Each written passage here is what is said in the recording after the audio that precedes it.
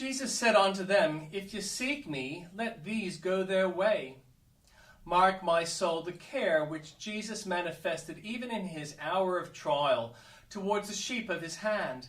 The ruling passion is strong in death. He resigns himself to the enemy, but he interposes a word of power to set his disciples free. As to himself, like a sheep before her shearers, he is dumb, and opened not his mouth, but for his disciples' sake he speaks with almighty energy. Herein is love constant, self-forgetting, faithful love.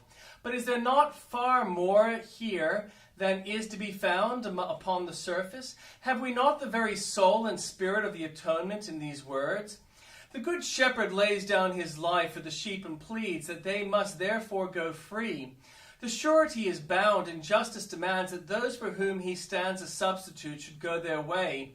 In the midst of Egypt's bondage, that voice rings as a word of power. Let these go their way. Out of slavery of sin and Satan, the redeemed must come. In every cell of the dungeons of despair, the sound is echoed. Let these go their way. And forth comes despondency and much afraid. Satan hears the well-known voice and lifts his foot from the neck of the fallen, and death hears it. And the grave opens her gates to let the dead arise. Their way is one of progress, holiness, triumph, glory, and none shall dare to stay them in.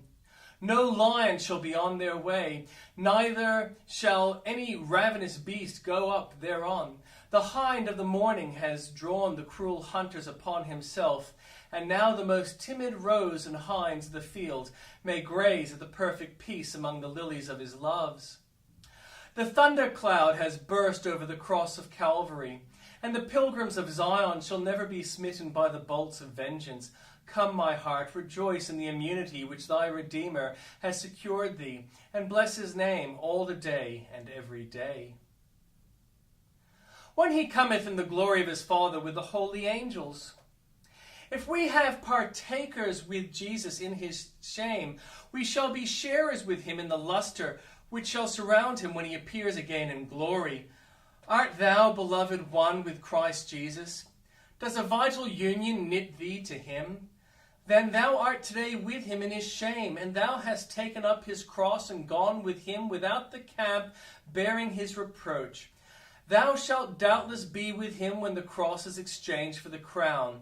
But judge thyself this evening, for if thou art not with him in regeneration, neither shalt thou be with him when he shall come in his glory. If thou start back from the black side of communion, thou shalt not understand its bright, its happy period, when the King shall come, and all his holy angels with him. What? Are angels with him? And yet he took not up angels. He took up the seed of Abraham. Are the holy angels with him? Come, my soul. If thou art indeed his own beloved, thou canst not be far from him. If his friends and his neighbors are called together to see his glory, what thinkest thou if thou art married to him? Shalt thou be distant? Though it be day of judgment, yet thou canst not be far from that heart, which having admitted angels into intimacy, has admitted thee into union.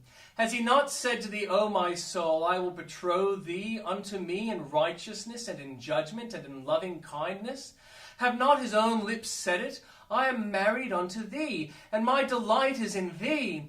If the angels, who are but friends and neighbors, shall be with him, it is abundantly certain that his own beloved Hephzibah, in whom is all his delight, shall be near him, and sit at his right hand. Here is a morning star of hope for thee, of such exceeding brilliance that it may well light up the darkest and most desolate experience.